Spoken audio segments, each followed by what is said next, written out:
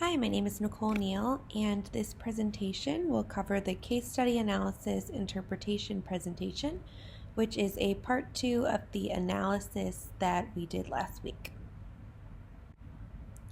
This presentation will be focusing on the Framingham Heart Study. The Framingham Heart Study is one of the most influential epidemiological studies of risk factors for cardiovascular disease that has ever been run.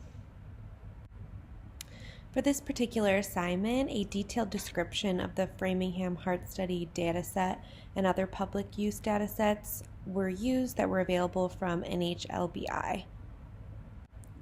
Firstly, we will be discussing a description of the study sample. In total, 4,434 patients were sampled. The average age of the patients is about 49.93 years old with a standard deviation of 8.69. Of these, 43.84% of them are males, which would mean that 56.16% are female. The mean diastolic blood pressure is 83.08 with a standard deviation of 12.06, and the mean total serum cholesterol is 236.98 with a standard deviation of 44.65. The mean serum glucose is 82.19 with a standard deviation of 24.40. 73.34% of the patients have been diagnosed with hypertension, while 3.29 are using antihypertensive medication. Lastly, 9.36% of the patients are stroke patients. This data can be seen above in the table. Next, we will be looking at and discussing the risk factor comparison among men and women. This can be very beneficial when comparing risk factors between men and women.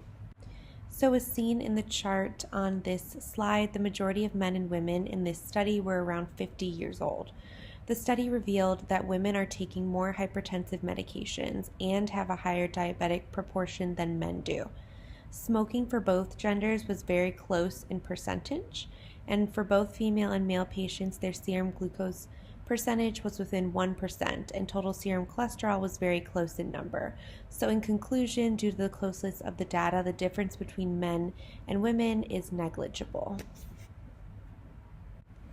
Next, we'll be discussing characteristics associated with heart rate and the interpretation of their regression analysis.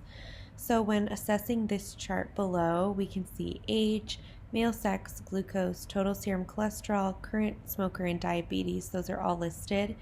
And when a p-value is reached, it is clear from the data on your far right that age and diabetes are two factors that are associated with heart rate, while the others are negligible. So it can be seen that the factors of age and diabetes are indicative of a change in heart rate. Next, we will interpret as to why some of these people in this study are more likely to have prevalent coronary heart disease. So, referring to the chart above, when the sample of 194 patients who have a history of CHD is compared to the sample of 4,240 patients who do not have a history of CHD, the mean age, diastolic blood pressure, systolic blood pressure, total serum cholesterol, and BMI are all utilized for assessment, with the z-test also being used. The corresponding p-values are noted in the table. The hypothesis is used to check for the existence of a possible significant difference with alpha equaling 0.05.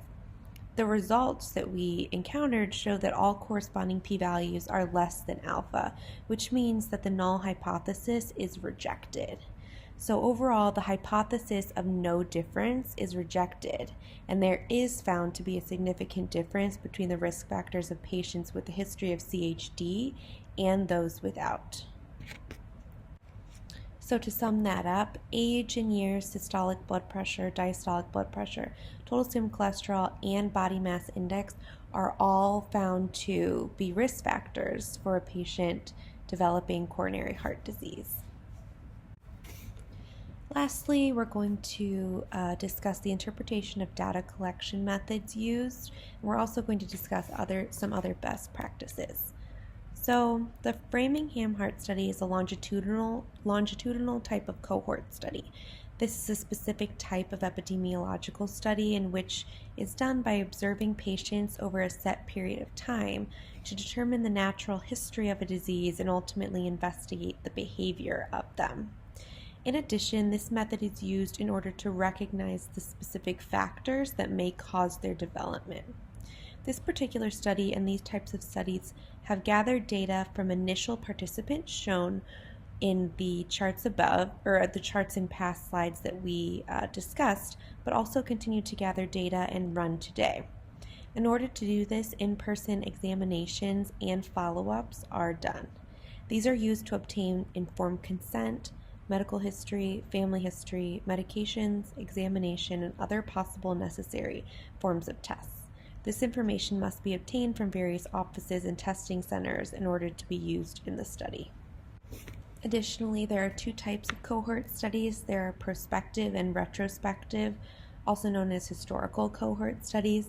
Prospective studies follow a cohort into the future for a health outcome, while retrospective studies trace the cohort back in time for exposure information after the outcome has occurred. Specifically, longitudinal studies, which is what this study is, can help researchers to distinguish between changes that happen as people get older, known as age effects, and generational differences that reflect the historical, economic, and social context within which different cohorts grew up, known as cohort or generational effects. So the main benefit of a longitudinal study is that researchers are able to detect developments or changes in the characteristics of the target population at both the group and the individual level. The key is that longitudinal studies extend beyond a single moment in time, which is why this type of study is most effective for the data being studied here. This is why most of what we know about cardiovascular disease today was actually discovered by investigators when using the Framingham Heart Study. In fact, studies to date using data collected in the Framingham Heart Study have resulted in over 3,000 publications in peer-reviewed medical journals. And lastly, the research that has resulted from the Framingham Heart Study are communicated and still used widely, most recently highlighting the discovery of a gene that may promote obesity. So there's new data coming from this study in current time. So that concludes this presentation. I hope that the information presented was effective and helpful for assessing the Framingham Heart Study.